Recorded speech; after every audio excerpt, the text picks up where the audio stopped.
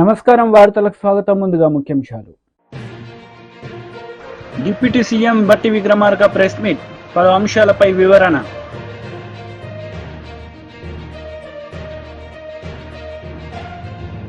మాజీ మంత్రి Srinivas Goud press meet, ఇరు పార్టీలపై ఫైర్. డిప్యూటీ సీఎం బట్టి విక్రమార్క రోడ్ షో నిర్వహించారు. ఈ సందర్భంగా పలు అంశాలపై ఆయన ప్రసంగించారు. సంగతి కూడా మీ అందరికీ తెలిసింది. ప్రధానంగా గ్రామీణ ప్రాంతాల్లో ఉన్నటువంటి పాఠశాలలో కానీ అర్బన్ సెంటర్స్లో ఉన్నటువంటి వాళ్ళకు కానీ చదువుకుంటున్నటువంటి విద్యార్థులకు సరైనటువంటి ఉద్యోగస్తుల సంఖ్య లేకపోవటం వల్ల ఆ పేద మధ్యతరగతి కుటుంబాలకు సంబంధించిన పిల్లలు చదువుకుంటున్నటువంటి ప్రభుత్వ పాఠశాలలో పడుతున్నటువంటి ఇబ్బందిని కూడా గమనంలోకి తీసుకొని విద్యా వ్యవస్థ మీద బాగా దృష్టి సారించాలనేటువంటి ఆలోచనతో అటు పేద విద్యార్థులు చదువుకున్నటువంటి పాఠశాలకు సంబంధించిన టీచింగ్ స్టాఫ్ని పెంచడం ఒకవైపు, అలాగే రాష్ట్రంలో ఒక దశాబ్ద కాలం పైబడి ఉద్యోగాల కోసం ఎదురు చూస్తున్నటువంటి నిరుద్యోగ యువతీ యువకులకు అవకాశం కల్పించాలనేటువంటి ఉద్దేశం ఇంకొక వైపు. ఈ రెండింటిని దృష్టిలో పెట్టుకొని వెంటనే ఇప్పటికే ఆలస్యమైంది. 10 ఏళ్ళు పాలనలో ఉన్నటువంటి టీఆర్ఎస్ ప్రభుత్వం డిఎస్సిని నిర్వహించలేదు, గ్రూప్ 1 పరీక్షలు నిర్వహించలేదు, గాలికి వదిలేసినటువంటి తెచ్చుకున్న రాష్ట్రంలో వాళ్ళ కోసం తెచ్చుకుంటే వాళ్ళందరినీ గాలికి వదిలేస్తే మనం అలా చేయకూడదనేటువంటి ఆలోచనతోనే వెంటనే మేము చెప్పినట్టుగా పబ్లిక్ సర్వీస్ కమిషన్ ప్రక్షాళన చేసి పూర్తి స్థాయిలో ఉన్నటువంటి ప్రభుత్వ ఉద్యోగాలకు సంబంధించిన క్యాలెండర్ను డిక్లేర్ చేసే ప్రక్రియని మొదలుపెట్టిన విషయం కూడా మీ అందరికీ తెలిసింది. అలాగే వివిధ ఇతర రిక్రూట్మెంట్స్ సంబంధించినటువంటి వ్యవస్థల ద్వారా కూడా సాధ్యమైనంత వరకు ఆ రిక్రూట్మెంట్లన్నీ పూర్తి చేయాలనేటువంటి సంకల్పంతోనే ముందుకు పోతా ఉన్నాం. మీ అందరికీ తెలియదు కాదు, 10 ఏళ్ళు డిఎస్సిని నిర్వహించకుండా ఆ 10 ఏళ్ళు నిరుద్యోగ యువతీ యువకులు డిఎస్సి కావాలి కావాలి కావాలి అని పదే కోరినప్పటికి కూడా పెడచేవని పెట్టి కేవలం జస్ట్ ఎన్నికల కంటే ముందు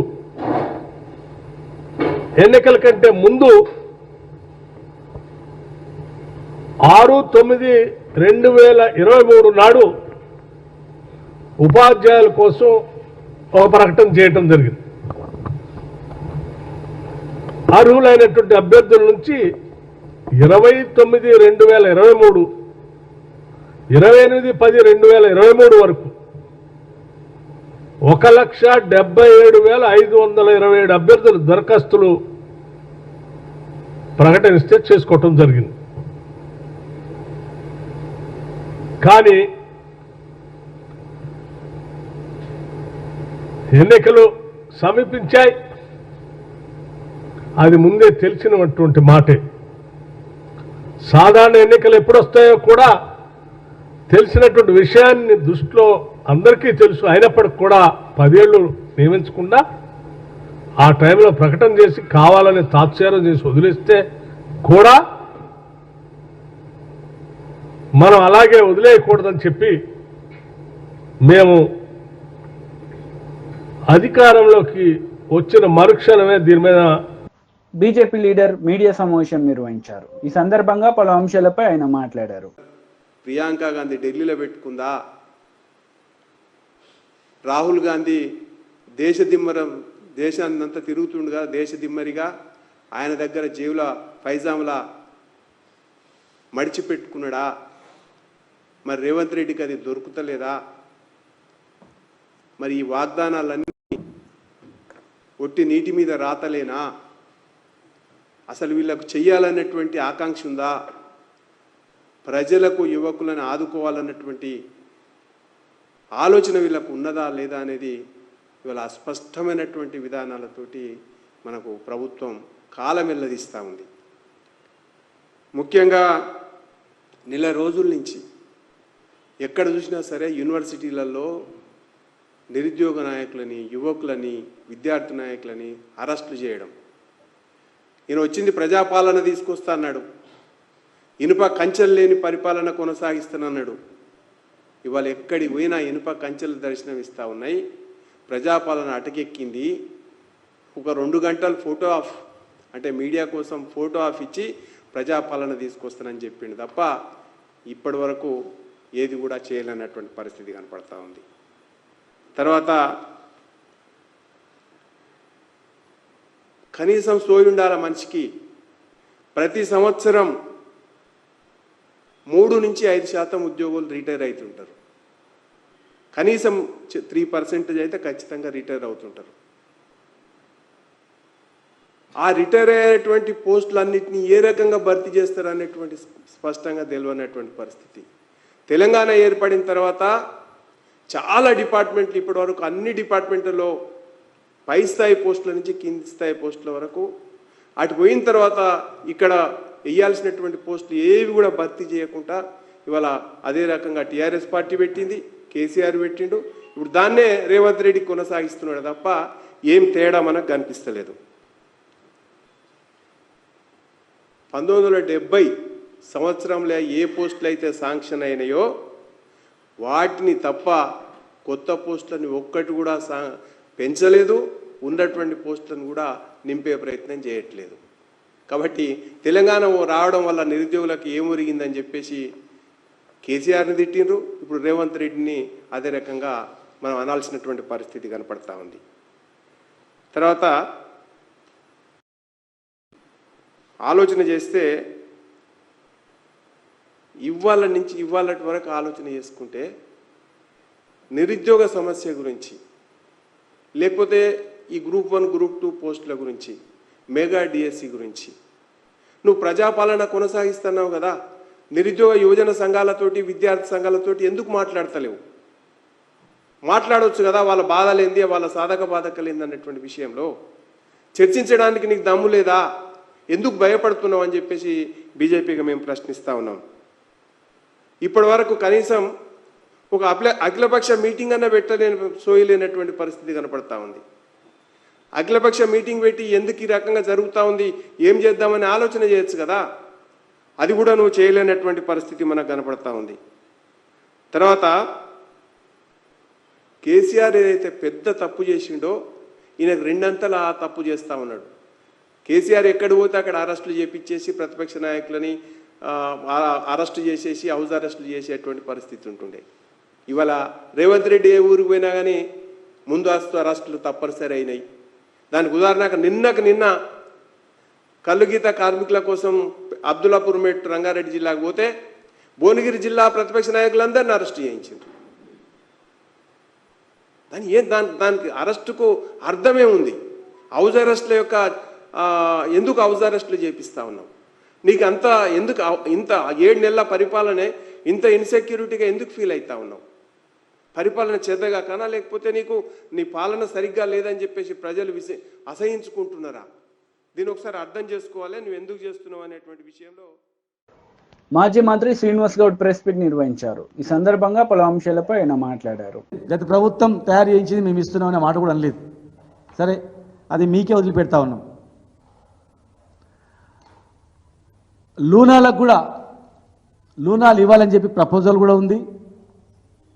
దానికి సంబంధించినటువంటి బీసీ కార్పొరేషన్ నుంచి నిధులు కేటాయించడానికి కూడా బడ్జెట్ కూడా ఉంది. ఆ వెహికల్ నమూనా కూడా తయారు చేయించినాం. మరి మీరు మోపెడ్స్ ఇస్తామన్నారు ప్రతి కార్మికునికి, మరి ఎప్పటి లోపల ఇస్తారు అది కూడా మీరు ప్రకటించాల్సిన అవసరం ఉంది. సర్దార్ సర్వాయి పాపన్న జిల్లాగా జనగాం జిల్లాకు ప్రకటిస్తామని అన్నారు. మరి ఇంతవరకు నిన్న మాట్లాడతారనుకున్నాం. గౌడ్లకు సంబంధించిన కార్యక్రమం కనుక మరి ఆ ప్రకటన వస్తుంది అనుకున్నాం. మరి ఆ ప్రకటన ఇంతవరకు ఇవ్వలేదు. సర్వాయి పాపన్న విగ్రహాన్ని ట్యాంక్ బండ్ మీద నిలబడడానికి గవర్నమెంట్ జీవో కూడా విడుదల చేసినాం. 3 కోట్ల నిధులు కూడా జీవో ఇష్యూ చేసినాం ట్యాంక్ బండ్ దగ్గర. ఆ ప్లేస్ కూడా మన adjacent of lake Sagar park lake పక్కల దాని అడ్జసెంట్లో పక్కనే ఉన్నటువంటి ప్లేస్తో పాటుగా 3 కోట్ల విధులు కూడా విడుదల చేయడం జరిగింది. మరి వచ్చే నెల సర్వే పాపన్న జయంతి ఉంది కనుక ఆ జయంతిని కూడా 70 ఏళ్ళు పోరాటం చేస్తే కూడా ఇవ్వలేదు. జయంతి ఉత్సవాలను వర్ధంతి ఉత్సవాలు అధికారికంగా చేయాలని చెప్పని 2049-29-10-22 ప్రకారం జీవో ఇష్యూ చేయడం జరిగింది. మరి అధికారికంగా ఘనంగా నిర్వహించాల్సిన అవసరం ఉంది. పోయినసారి చేయలేదు. ఈ జీవో పర్మనెంట్గా ప్రతి సంవత్సరం చేయాలని మేము ఇచ్చిన జీవో. మరి ఆగస్టులో జరిగే జయంతి ఉత్సవాల సందర్భంగా ట్యాంక్ బండ్ పైన విగ్రహాన్ని ఏర్పాటు చేయాలా జీవో ఇష్యూ చేసినాం. నిధులు విడుదల చేసినాం. జిల్లా పేరు కూడా పెట్టాలని చెప్పని మేము డిమాండ్ చేస్తూ ఉన్నాం. సర్వే పాపన గుట్టలను కూడా పరిరక్షించాలని చెప్పి మేము 4000 ఎకరాలు మైనింగ్ వాళ్ళకి ఇవ్వకుండా అడ్డుకొని ఇచ్చిన దాన్ని రద్దు చేయించి సర్వే పాపన గుట్ట రచించడానికి మేము ప్రభుత్వం నుంచి ఆర్కియాలజీ డిపార్ట్మెంట్కు రాసినాం. మళ్ళీ ఈ మధ్యలో ప్రైవేట్ వాళ్ళకి అప్పచెప్తున్నారని ఒకటి జరుగుతూ ఉంది. ఇది చరిత్ర. ఇది ఆర్కియాలజీ వాళ్ళకు పర్మనెంట్గా అప్పచెప్పి దీన్ని రక్షించాలని చెప్పి మేము డిమాండ్ చేస్తూ ఉన్నాం. అదేవిధంగా వర్ధంతికి కూడా సపరేట్గా జీవో ఇచ్చడం, దాన్ని కూడా ఘనంగా నిర్వహించాల్సిన అవసరం ఉంది. నీరా కేంద్రాన్ని ఏర్పాటు చేసినాం, నీరా కేఫ్ని ఏర్పాటు చేసినాం. దాంతో పాటుగా బై ప్రోడక్ట్స్ గురించి కూడా నిన్న మాట్లాడడం జరిగింది అక్కడ ఉన్నటువంటి సంబంధించిన మంత్రి గారు. మరి దానికి సంబంధించినటువంటి నీరా జీవో ఇష్యూ చేసినాం. నీరా అమ్మాలన్నా గీయాలన్నా ఈ గౌడ వృత్తికే సంబంధించింది కనుక వేరే వాళ్ళు చేయొద్దు అని చెప్పి జీవో ఇష్యూ చేసినాం. దేశంలో ఎక్కడ లేనటువంటి నీరా కేంద్రాన్ని హైదరాబాద్ నడిగడ్డ మీద ఏర్పాటు చేసినాం. ప్రతి జిల్లా కేంద్రాల్లో కూడా ఉండాలని చెప్పి ప్రతిపాదన ఉంది. దయచేసి మీరు ప్రతి జిల్లా కేంద్రంలో నీరా కేంద్రాలు ఏర్పాటు చేయాలా. బై ప్రోడక్ట్స్ కూడా ఇక్కడ బెల్లం తయారీ కేంద్రం పెట్టినాం ట్యాంక్ బండ్ దగ్గర. బెల్లం, షుగరు ఇవన్నీ కూడా మధుమేహ వ్యాధికి చాలా ఉపయోగపడుతుందని చెప్పి శాస్త్రవేత్తలు కూడా చెప్పడం జరిగింది. మరి ఆ బై ప్రోడక్ట్స్ ఆల్రెడీ తయారవుతున్నాయి. ఆ తయారవుతున్న దాన్ని మార్కెటింగ్ చేయాలి. సర్వేల్లో, ముడ్విన్లో, చార్కొండలో, తర్వాత సిరికొండలో, సంగారెడ్డి వైసీపీ లీడర్ మీడియా సమావేశం నిర్వహించారు. ఈ సందర్భంగా పలు అంశాలపై ఆయన మాట్లాడారు. మరి ఎలక్షన్ అయిన తర్వాత కార్యకర్తల మీద, అమాయకుల మీద కొట్టడం, మరి వాళ్ళ మీద బూతులు తిట్టడం, కేసులు పెట్టడం, దౌర్జన్యాలు చేయటం ఎన్నో చేశారు. మీ అందరూ తెలుసు. మురళీని కానీ వీళ్ళందరినీ ఎలా కొట్టారో. కానీ వాళ్ళ మీద కేసులు పెట్టడం కూడా, సరైన కేసులు పెట్టడం కూడా లేదు. అంటే పోలీసులు వన్ సైడ్గా చేశారు. మా మీద ఆ రోజు మురళి ప్రెస్ మీట్ పెట్టా అని చెప్పి కొట్టారంట. నేను అధికారంలో ఉన్నప్పుడు, మంత్రిగా ఉన్నప్పుడు కూడా బోల్డ్ మంది ప్రెస్ మీట్లు పెట్టారు. టీడీపీ వాళ్ళు ఇష్టం వచ్చినట్టు మాట్లాడారు. అంటే ఇప్పుడు వాళ్ళు ఇష్టం మాట్లాడినప్పుడు మేము కూడా ఆ రోజు చర్య తీసుకుంటే ఏమయ్యేవాళ్ళు? మాకు చేత కాకనా? అంటే ఏంటి మీ ఉద్దేశం? ఈ రకంగా చేయటం మంచి పద్ధతి కాదు.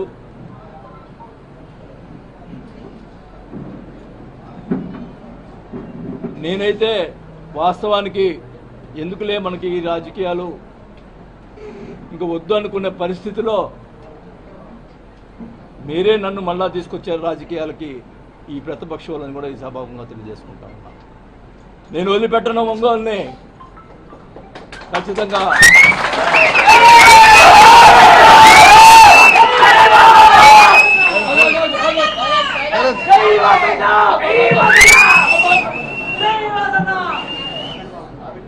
ఖచ్చితంగా చెప్తా ఉన్నా.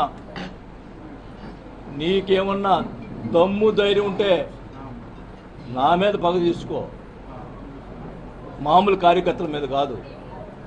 మేము తిరగబెడతాం. మా వాళ్ళు ఎక్కువ తక్కువేం కాదు. నేను మధ్యలో వస్తే గొడవలు ఎక్కువ అవుతాయని చెప్పి మధ్యలో రాలా. కానీ మీరు మీ చర్యలు చాలా దుర్మార్గంగా ఉన్నాయి. ఒక ఆయన ఏమో ఫ్లెక్సీలు వేస్తాడు, చోటగాడు పారిపోయాడు, అబ్బా కొడుకులు పారిపోయారు, వాళ్ళ చేత ఫ్లెక్సీలు వేపించి ఇచ్చేస్తూ ఉన్నారు. ఒక ఆయనతోటి, ఒక జనసేన నాయకుడితోటి జనసేన పార్టీలో చేరతాడంట అని ఆయన చేత మాట్లాడిస్తాడు. ఆయనకి అవినీతి పరుడు, అవినీతిలు ఇవి ఉన్నాయి, మా పార్టీ అంతా అవినీతి పరుడు పార్టీ కాదు, మరి ఎట్లా చేస్తాడు? వైసీపీ లీడర్ మెరుగు నాగార్జున మీడియా సమావేశం నిర్వహించారు. ఈ సందర్భంగా పలు అంశాలపై ఆయన వివరణ ఇచ్చారు. వారు మాట్లాడిన ప్రతి అంశం వారికి సంబంధించినవిగానే ఉన్నాయి. దశాబ్దాల కొద్ది దోపిడీకి పాల్పడిన వారు, మోడస్ ఆపరేటిలో వ్యవస్థలను చేజెక్కించుకున్న వాళ్ళు, వ్యవస్థిగత కబ్జాలు పాల్పడేటువంటి వారికి సంబంధించినవే ఈరోజు పూర్తిగా కనిపిస్తూ ఉన్నాయి. ఆయనే ఈరోజు మళ్ళీ నీతులు చెప్తా ఉన్నాడు. చూస్తూ ఉంటే చాలా నవ్వేస్తూ ఉంది. గంటల తరబడి శ్వేతపత్రాన్ని విడుదల చేస్తున్నాడు చంద్రబాబు నాయుడు గారు. చివరికి ఒక్క ఆధారం కూడా చూపలేకపోయాడు. వారి ఆస్థాన మీడియాలో వచ్చినవి, వాళ్ళ సోషల్ మీడియాలో నడిపినటువంటి వార్తలే శ్వేతపత్రాల్లోని అంశాలుగా రిలీజ్ చేయటం ఎంత దుర్లభమైనటువంటి పరిస్థితి ఉందో అర్థం చేసుకోవాలా.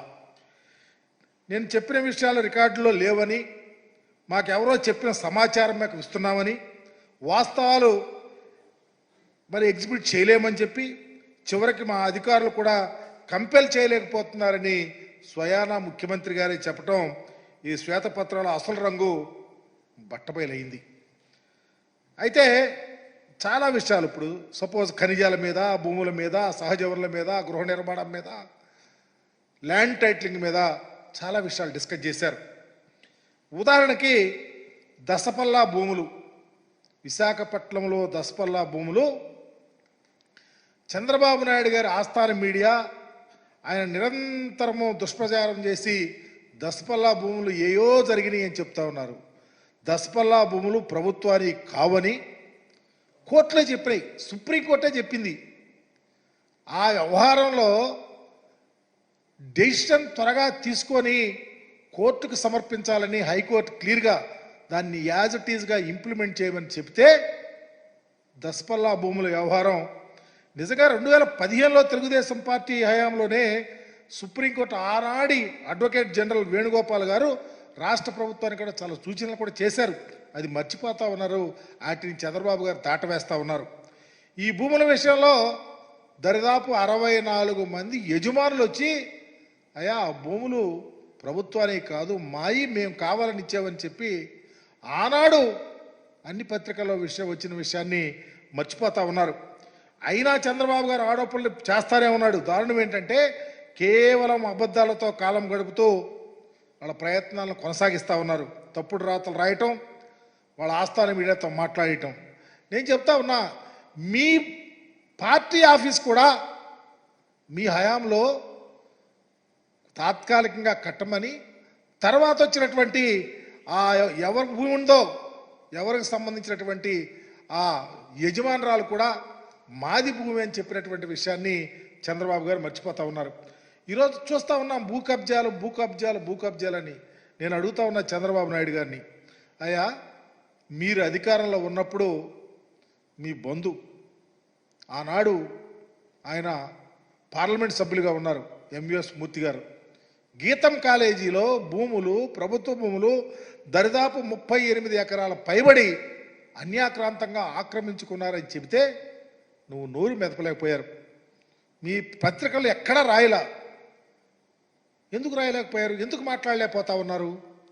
గీతం భూములు, ప్రభుత్వం భూముల్ని ఆక్రమించుకున్నారని చెప్తా ఉన్నారు ఆధారాలతో. ఎందుకు చేయలేకపోయావు? ఈరోజు కూడా దాని మీద మాట్లాడటల్లా. మా ప్రభుత్వం వచ్చిన తర్వాత 2 విడతలుగా, ఒకసారి 19 ఎకరాల చిల్లర, ఒకసారి 4 ఎకరాల చిల్లర ప్రభుత్వం ఆధీనం చేసుకుంది. దానికి పూర్తి ఆధారాలు మా దగ్గర ఉన్నాయి. మరలా తర్వాత కోర్టు నుంచి నోటీసులు వస్తే ఆగిపోయినాయి. ఈ విషయాల్లో చంద్రబాబు నాయుడు గారు ఎప్పుడైనా మాట్లాడతారా? ఆ విషయం గురించి చర్చిస్తారా? ఎప్పుడైనా నిజంగా గీతం భూముల విషయంలో మీరు ఎప్పుడు ఇదిగో ఈ ప్రత్యేకంగా 19 ఎకరాలు ఫస్ట్ ఫేజ్లో, 4 ఎకరాల చిల్లర సెకండ్ ఫేజ్లో, తర్వాత కోర్టు ద్వారా ఆగిపోయింది. ఇంకా దరిదాపు 15 ఎకరాల దాకా ఉంది. దీని మీద వార్తలు ముగించే ముందు ముఖ్యాంశాలు మరోసారి. డిప్యూటీ సీఎం బట్టి విక్రమార్క ప్రెస్ మీట్, పలు అంశాలపై వివరణ.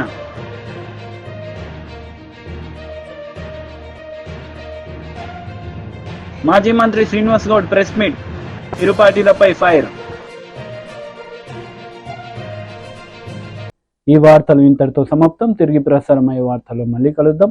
అంతవరకు సెలవు. నమస్తే.